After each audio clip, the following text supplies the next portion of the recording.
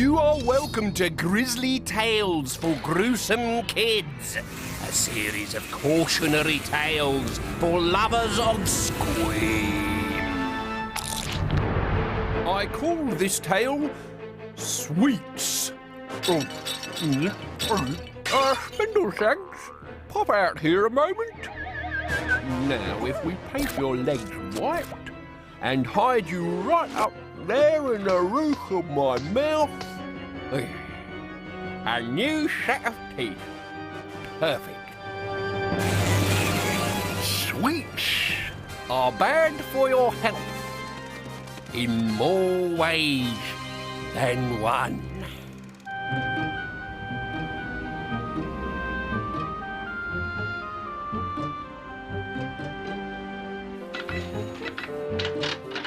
Go into any shop and you'll see them.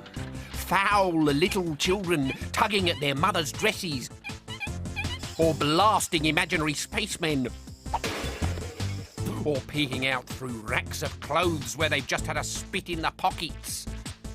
Dirty fingers, grubby noses, and squealy voices whining and whinging. I want some sweets. Why can't I have some sweets? It's not fair. You never buy me anything. Moan, moan, sob, sob, whimper, whimper, bellyache.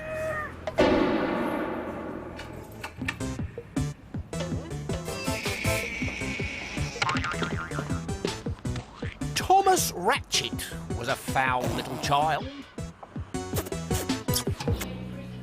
"Is this yours?" said the store detective.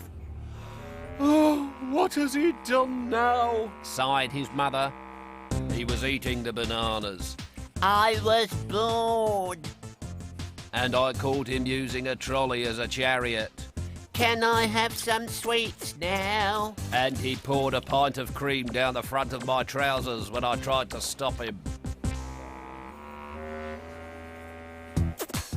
Thomas hadn't had so much fun since he switched off a freezer and water skied through pies and potted meats.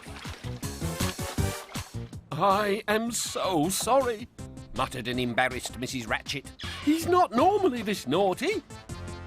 But of course, he was. Can I have some sweets now?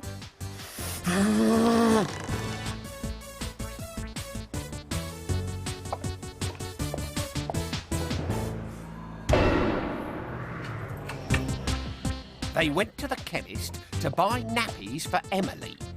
"Stay when I can see you and don't touch a thing." Fat chance. Thomas shaved a small dog with toothpaste, stuck plasters on a stranger's baby, and used a bottle of suntan lotion to write his name on the floor.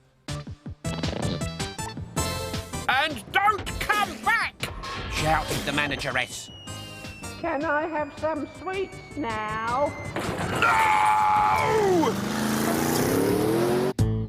In the newsagents, he quality tested a shelf of chocolates. In the butcher's, he juggled with a dozen fresh eggs.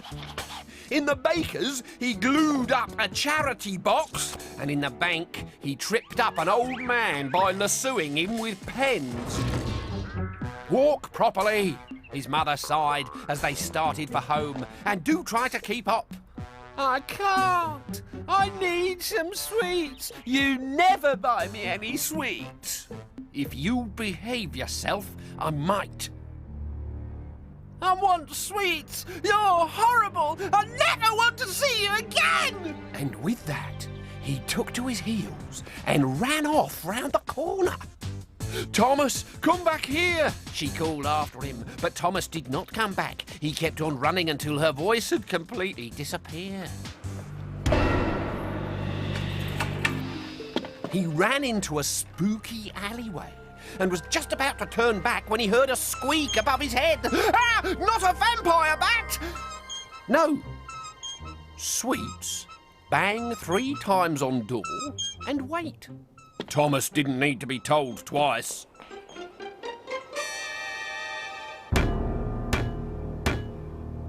But nobody came. So he banged again.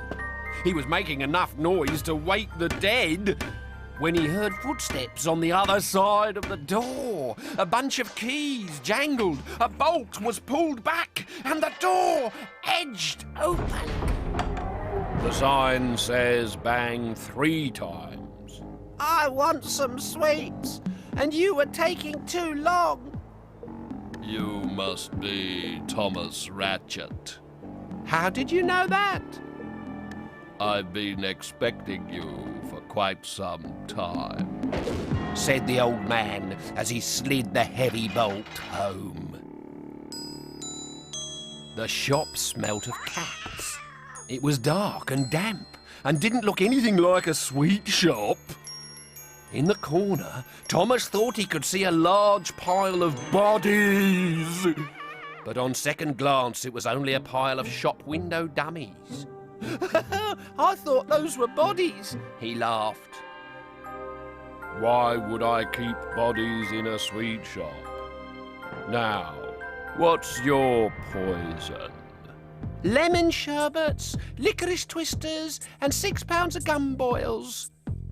Your favourites? How'd you know that? I also know that when you go shopping with your poor mother, you are the worst behaved boy in the world. It's her fault. She never buys me sweets. Are you sure those are shop window dummies in the corner? Why do you ask? I thought I saw their eyes move. The old man laughed. Ha, ha. And flicked a switch on the wall. So where are my sweets? Through here. You don't like shops, then? They're boring. There's never anything to do. Pity. Still, I expect you'll get used to them. Thomas was about to ask what he meant by that last remark when suddenly the old man scooped him up in his net and dropped him into a giant mixing bowl of papier-mâché.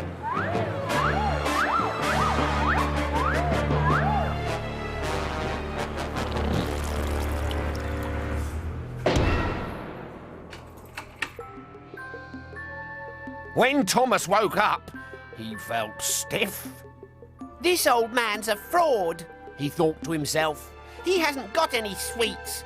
I'm getting out of here right now. But he couldn't move his legs, his arms, his head, his feet, or his hands. He could wiggle his eyes, though. The old man had encased him in a papier-mâché tomb.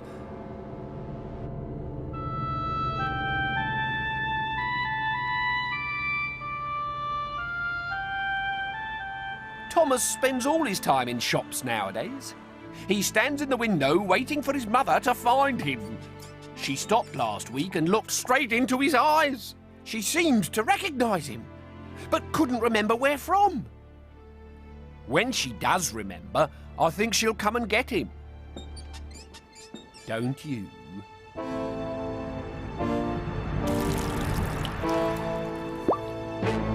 I doubt it. Hang on.